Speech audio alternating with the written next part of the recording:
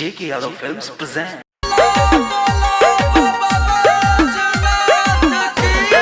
आप सुन रहे हैं सुगंध मंदार अगरबत्ती कंपनी की ओर से वतन प्रेमी की आवाज में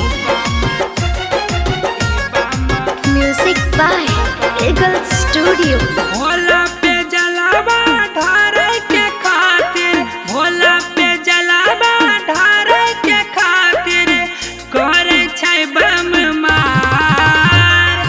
ई बम हा हा ओ बम रे भैया, ई बम हा हा ओ बम हो भैया, ई बम हा हा ओ बम रे भैया, ई बम हा हा ओ बम।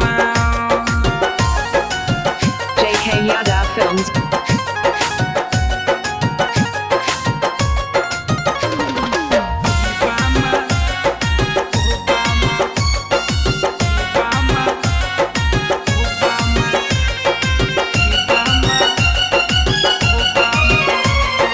बड़े बड़े बाल वाले हिरन के चाल वाले मार करे में जबरदस्त लागे छै।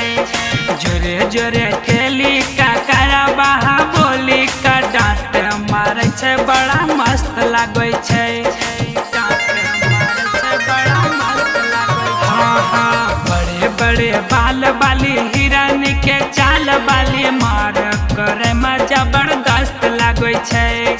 जोरे जोरे ठेली का करा बहा बोली का डांट मारे छै, बड़ा मस्त लागे छै। भोला पे जलावा ढारे छै जखनी, भोला पे जलावा ढारे छै जखनी लागे छै लेते जान।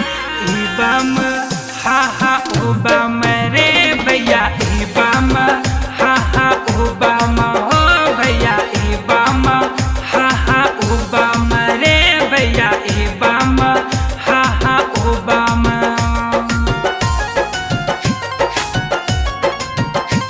JK Yadav Films.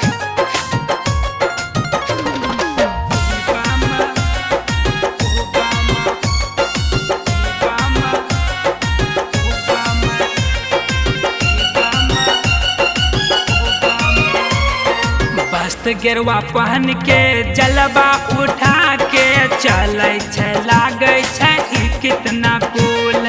देखे में छोट छै, चले में फेट छै, डांट मारे छै बड़ा पावरफुल। डांट मारे छै बड़ा पावरफुल।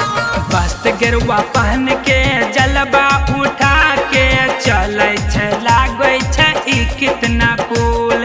देखे में छोट छै, चले में फेट छै, डांट मारे छै बड़ा पावरफुल।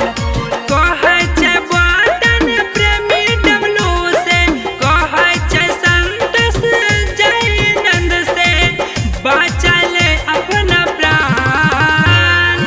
ई बम हा हा ओ बम रे भैया, ई बम हा हा ओ बम हो भैया, ई बम हा हा ओ बम रे भैया, ई बम हा हा ओ बम। बोलो बोलो बाबा बैजनाथ की। JK Yadav Films.